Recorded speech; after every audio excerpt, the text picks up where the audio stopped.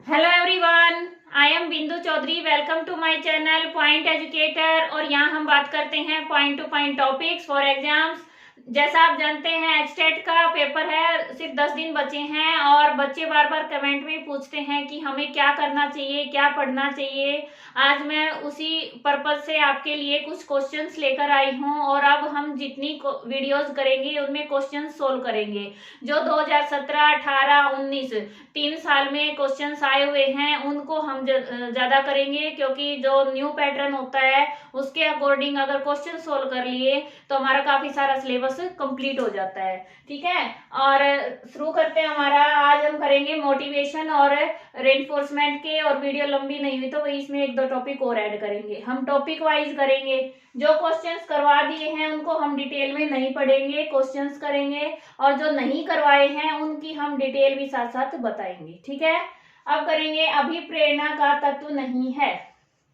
और भाई मैंने इंग्लिश वर्जन स्क्रीन पे लगा दिया है ताकि जो इंग्लिश मीडियम के हैं उनको भी दिक्कत नहीं आए। 2 बार लिखने में काफी टाइम लग जाता है। इसमें एलिमेंट ऑफ मोटिवेशन कौन से हैं? नीड, ड्राइव और इंसेंटिव। ये तो मेन होते हैं। ठीक है, सबसे पहले क्या होता है? आवश्यकता होती है, फिर ड्राइव होता है, फिर इंसेंटिव होता है, उसका कोई लक्ष्य होता है, प्रोत्साहन होता है। अब अनुमान है ये इसका तत्व नहीं है, तो ये हमारा ऑप्शन सही हो जाएगा। फिर है अर्जित अभिप्रेरक। एक्वायर्ड मोटिव्स का उदाहरण नहीं है, एग्जाम्पल कौन सा नहीं है? तो एक्वायर्ड कौन से होते हैं? जो जरूरी तो नहीं है लेकिन व्यक्ति उनको पाना चाहता है। ठीक है, अब इसमें से अभिवृत्ति, एटीट्यूड, रुचि, इंटरेस्ट, जिज्ञासा, क्यूरियोसिटी और भूख। अब इनमें जो भूख है ये क्या है? जैविक है, और ये तीनों क्या है? एक्वायर्ड है। ये टॉपिक मैं अच्छे से करवा चुकी हूँ, इसलिए थोड़ा फास्ट करेंगे ताकि ज्यादा से ज्यादा क्वेश्चंस। एक विद्यार्थी कक्षा में प्रथम आने के लिए कड़ी मेहनत करता है। उसकी मेहनत के पीछे जो अभिप्रेरणा है वह है कि जो मेहनत कर रहा है क्यों कर रहा है? प्रथम आने के लिए। ठीक है, तो प्रथम आने के लिए उसमें क्या जाएगा? अब आंतरिक है, बाह्य है, शून्य है, क्या है इनमें से? मैंने आपको बताया था कि कोई चीज बाहर से उसको मोटिवेट कर रही है कुछ पाने के लिए, उसको कुछ उम्मीद है पाने की, तो प्रथम आना है, उसको बाह्य मोटिवेशन है। ठीक है, अब है वह गत्यात्मक बल जो बालक के व्यवहार को ऊर्जा देता है। बालक जो व्यवहार करेगा उसको ऊर्जा देता है और वह सीखने की क्रिया करता है। इनमें से क्या होगा? लक्ष्य है, प्रबल प्रेरणा है, अवरोध है, सभी है। आप साथ साथ सोल्व करने की कोशिश करें। अब देखो, बालक के व्यवहार को ऊर्जा देता है और सीखने की क्रिया करता है बच्चा। क्या हो सकता है? अब लक्ष्य भी सोचते होगे, अवरोध तो हो ही नहीं सकता। ठीक है, सभी भी नहीं हो सकता, अवरोध नहीं है तो। अब इनमें से एक आएगा, लक्ष्य और प्रबल प्रेरणा। अगर प्रेरणा ही नहीं होगी तो लक्ष्य कहां से हासिल होगा?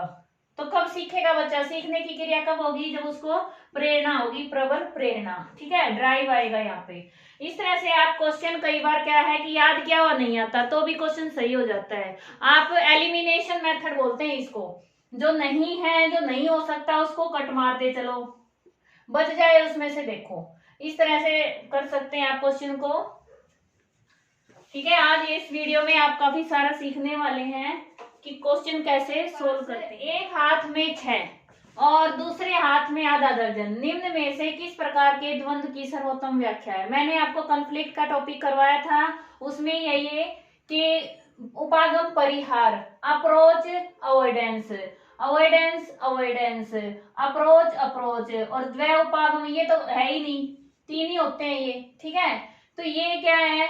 इनमें से बताना है। अब एक हाथ में 6 और दूसरे में आधा दर्जन, बात तो एक ही बात है। दर्जन क्या होता है? 12, आधा हो गया 6, तो एक में 6 दूसरे में 6, दोनों में बराबर है और दोनों ही क्या अच्छी चीज है, इसलिए क्या आ गया? ये उपागम उपागम द्वंद्व। ठीक है, फिर है निम्न में से कौन सा आंतरिक अभिप्रेरणा का उदाहरण है? अब आंतरिक यानी इंटरनल।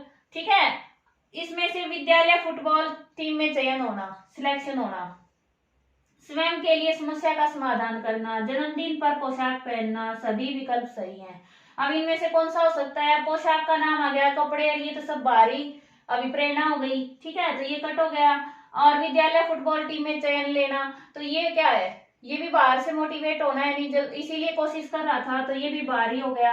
आंतरिक में कौन सा रहेगा, स्वयं के लिए समस्या का समाधान करना। ठीक है, ये हमारा आंसर आ जाएगा। इस तरह से हमारा NDI, अभिप्रेरणा सूत्र के प्रवर्तक कौन थे। अब जो NDI है ना, ये एक फॉर्मूला है मोटिवेशन का, और इसके प्रवर्तक हैं हिलगार्ड। अब जो NDI को ही देख लेते हैं। मोटिवेशन को इन्होंने फॉर्मूले में ड्राइव कर दिया, इसमें E मल्टीप्लाई V और नीचे I मल्टीप्लाई D। ये थोड़ा सा दिमाग में रख लेना भाई, पेपर में आ जाए तो लगा देना, बाकी चांस कम है। अब इसमें मैकडूगल है, मैकडूगल ने इसमें थ्योरी दी थी इंस्टिंक्ट थ्योरी। ठीक है, ये मैकडूगल की थ्योरी मोटिवेशन की, काफी सारी थ्योरीज है वैसे तो, अब कितनी याद करें ऐसा वो नहीं है, जो इसमें आया हुआ है उसी ऑप्शन को देख लेते हैं। मैस्लो है, मैस्लो ने कौन सी दी है, मैस्लो ने आवश्यकता पदानुक्रम नीड हायरार्की थ्योरी दी है, सेल्फ एक्चुअलाइजेशन थ्योरी, दो नाम है उसके। और फिर है गोल सेटिंग थ्योरी है मोटिवेशन की, ये भी इंपॉर्टेंट है। ठीक है, पेपर में कई बार हो सकता है दे दें, क्योंकि गोल सेटिंग क्या है कि विद्यार्थी के जीवन से जुड़ी हुई है। लॉक एंड लाथम इन्होंने ये थ्योरी दी है। ड्राइव रिडक्शन थ्योरी है, हल ने दी है ये, क्लार्क हल। और अराउजल थ्योरी है एक। ठीक है, इंसेंटिव थ्योरी है, इसमें जो आंतरिक बाह्य अभिप्रेरणा है उसके बारे में बताया है।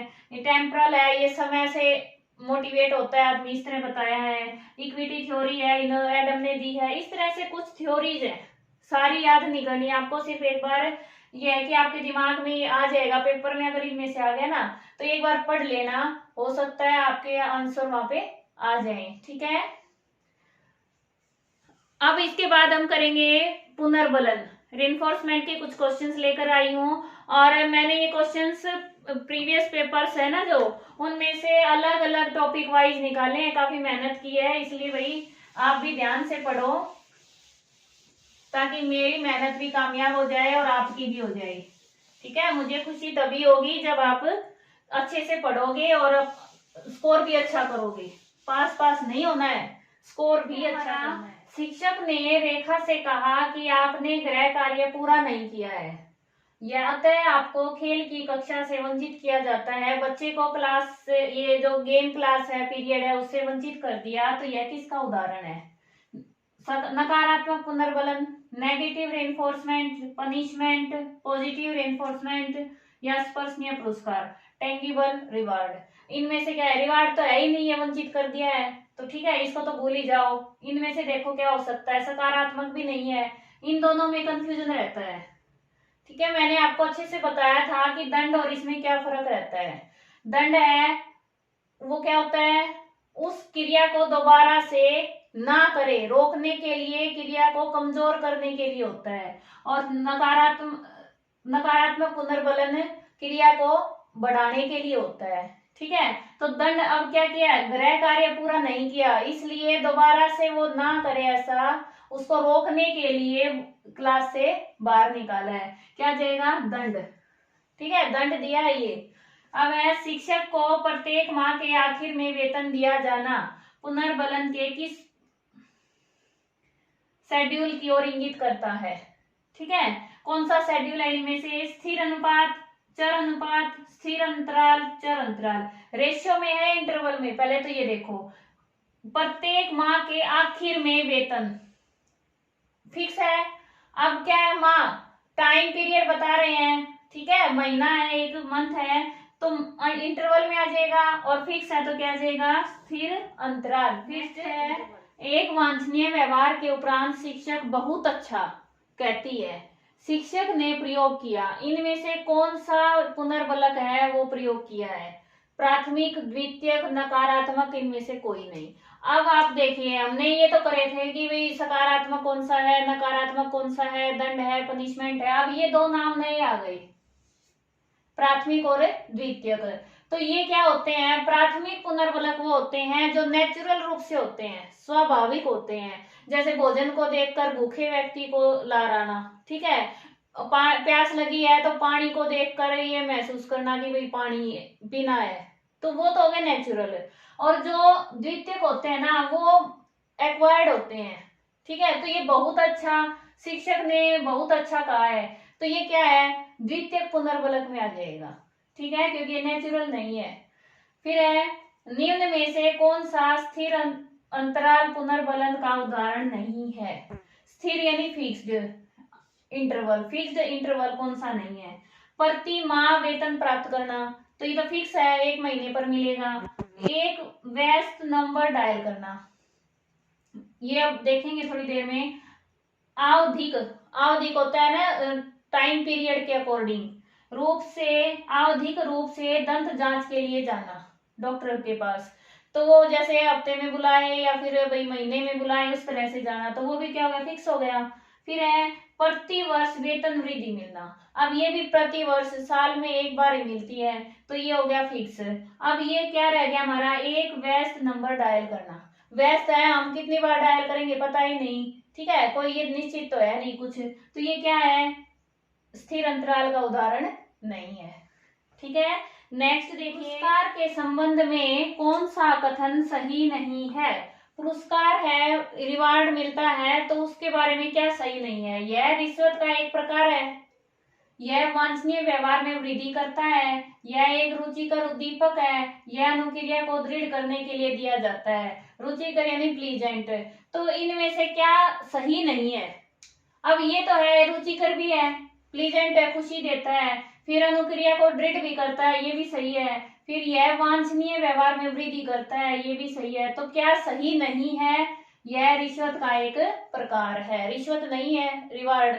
फिर है, नकारात्मक पुनर्बलन के संदर्भ में कौन सा कथन सत्य नहीं है, यहाँ भी नहीं है बताना है हमें, सिर्फ ये नहीं है, इसका ध्यान रखा करो क्वेश्चन पढ़ते समय।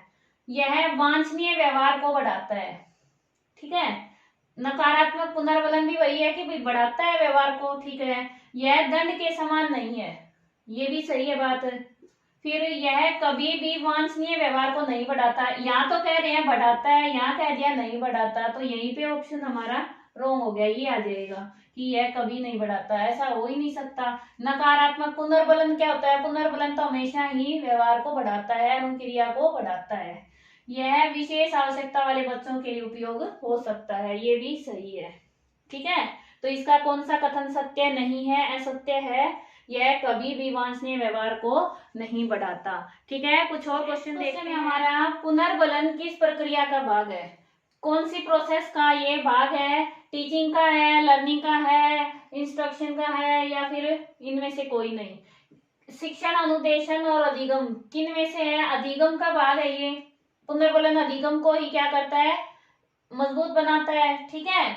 एक पीड़ादायक उद्दीपक का प्रयोग है, अब पीड़ादायक, पीड़ादायक है तो क्या हो गया, कष्टकारी है, वो दुख देने वाला उद्दीपक है, उसका प्रयोग करना दंड में आ जाएगा भाई, ठीक है, प्रयोग आ गया ना, उसका प्रयोग क्या हो गया, दंड में। और पीड़ादायक उद्दीपक को हटाना, अलग करना, ठीक है, ताकि जो क्रिया है वो बढ़ सके, तो उसमें क्या जाता है, नकारात्मक पुनर्बलन, यहाँ पे उसका प्रयोग हो रहा है, यानी डंडे का प्रयोग करना, या फिर कोई भी ऐसी वस्तु का प्रयोग करना जो बच्चे को पीड़ा देती है, दुख देती है, तो वो क्या आ जाएगा, सजा। अगला क्वेश्चन, आपने अपनी कक्षा में विद्यार्थियों की प्रगति के आकलन के लिए साप्ताहिक क्विज आरंभ किया है, आप पुनर्बलन के किस शेड्यूल का प्रयोग कर रहे हैं। वही आ गया इसमें भी, साप्ताहिक क्विज, तो साप्ताहिक यानी सप्ताह में एक बार ही हो रहा है, तो वो क्या हो गया, स्थिर हो गया, ठीक है, तो स्थिर में से आएगा।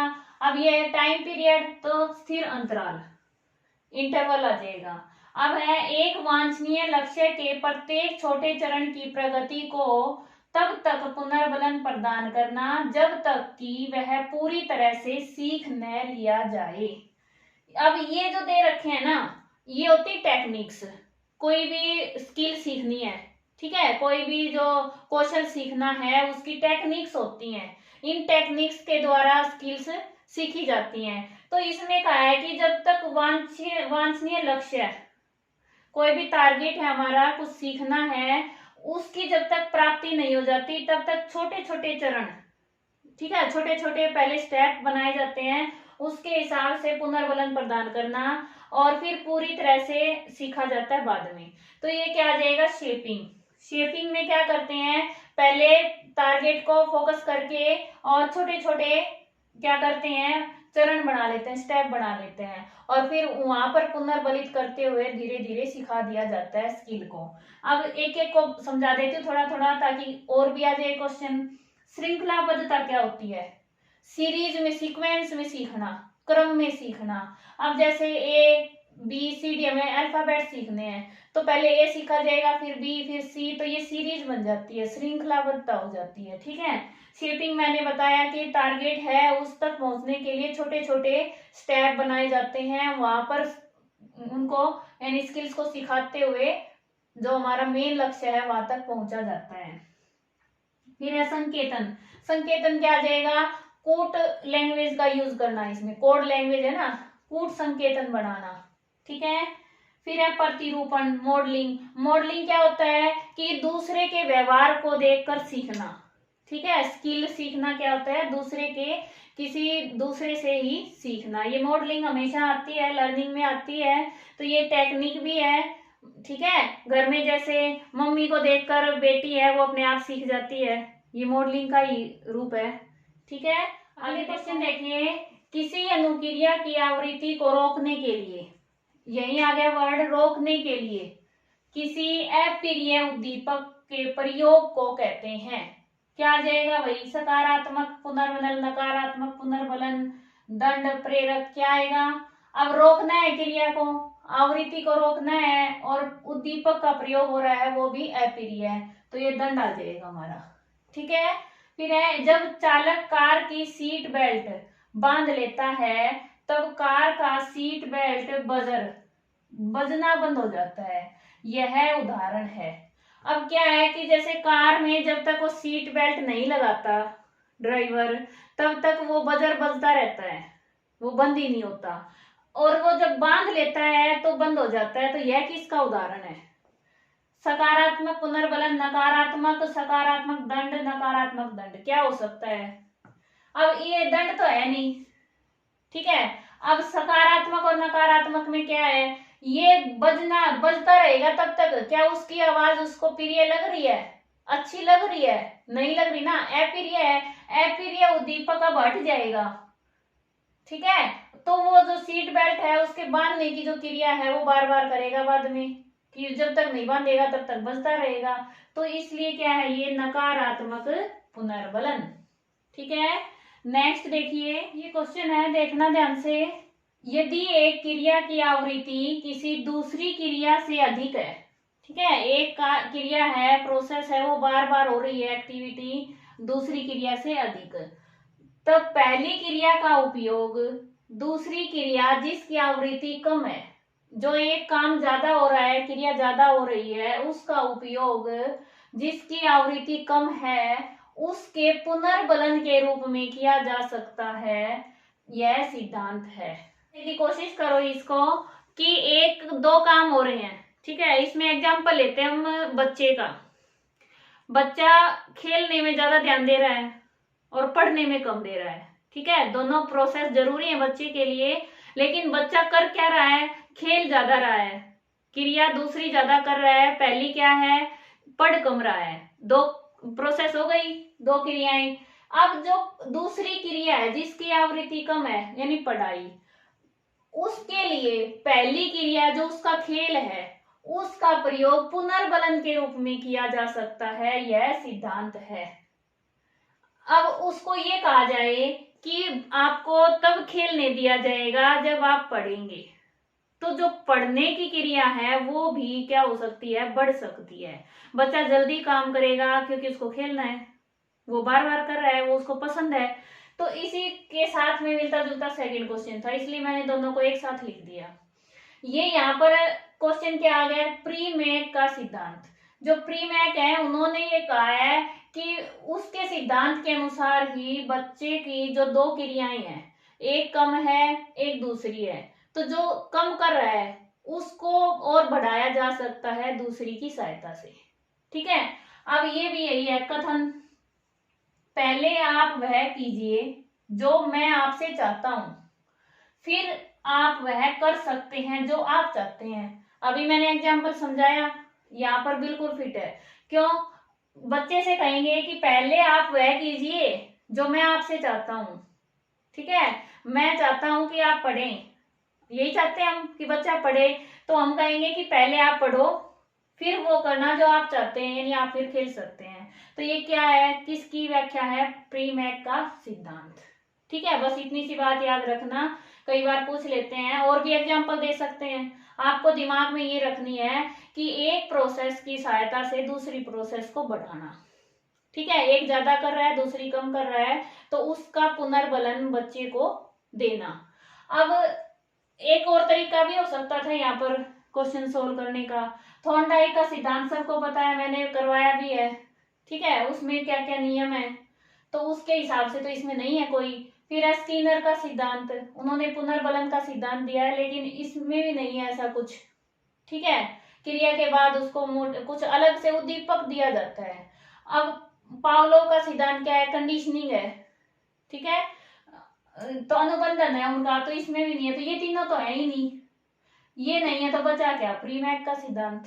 तो इस तरह से कई बार क्वेश्चन है, आपको जो आता है ना उस पर भी ध्यान दे सकते हैं कि आपको ये तो पता है, कंफर्म है, इनमें से नहीं है, तो जो बच गया वो आंसर हो सकता है। नकारात्मक पुनर्बलन एवं दंड में क्या संबंध है, दोनों में संबंध बताना है।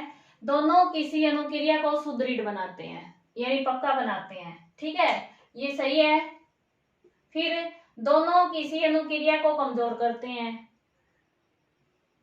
नकारात्मक पुनर्बलन किसी अनुक्रिया को दृढ़ बनाता है, जबकि दंड किसी अनुक्रिया को कमजोर करता है। नकारात्मक पुनर्बलन किसी अनुक्रिया को कमजोर करता है और जबकि दंड किसी अनुक्रिया को दृढ़ बनाता है। अब इनमें से क्या सही है, देखो हमें पता है नकारात्मक पुनर्बलन क्या करता है, क्रिया को सुदृढ़ बनाता है, जबकि दंड है वो क्रिया को कमजोर करता है। तो इसमें क्या है, जो थर्ड ऑप्शन है ये हमारा राइट हो जाएगा कि नकारात्मक पुनर्बलन किसी अनुक्रिया को दृढ़ बनाता है, जबकि दंड है किसी अनुक्रिया को कमजोर करता है। ठीक है, तो पहले में तो ऑप्शन यही है, सुदृढ़ दोनों नहीं बनाते, दंड है वो कम करता है या कमजोर बनाता है, बंद करता है उसको, और इसमें इस तरह से आप कर सकते हैं। ठीक है, और इन दो टॉपिक से मैंने लगभग सारे क्वेश्चंस आपको करवा दिए हैं। उम्मीद है आपको समझ भी आया होगा। ऐसे ही वीडियोस अब मैं आपको एग्जाम तक देने वाली हूँ, ताकि आपकी प्रैक्टिस होती रहे। जो टॉपिक्स आपके नहीं हुए, यहाँ भी मैं नहीं करवा पाई हूँ, उनकी भी आपको क्वेश्चन सोल्व करने आ जाएंगे। पेपर में अगर क्वेश्चन आ गया तो वो भी आप इजीली कर पाएंगे। मिलते हैं नेक्स्ट वीडियो में नए टॉपिक के साथ, और अगर वीडियो पसंद आई है तो प्लीज लाइक और शेयर करना ना भूलें, और कमेंट भी करें। कोई प्रॉब्लम है टॉपिक रिलेटेड या फिर पेपर रिलेटेड तो आप शेयर कर सकते हैं, आपको रिप्लाई जरूर मिलेगा। Thanks for watching. घंटी बजाओ, नोटिफिकेशन पाओ।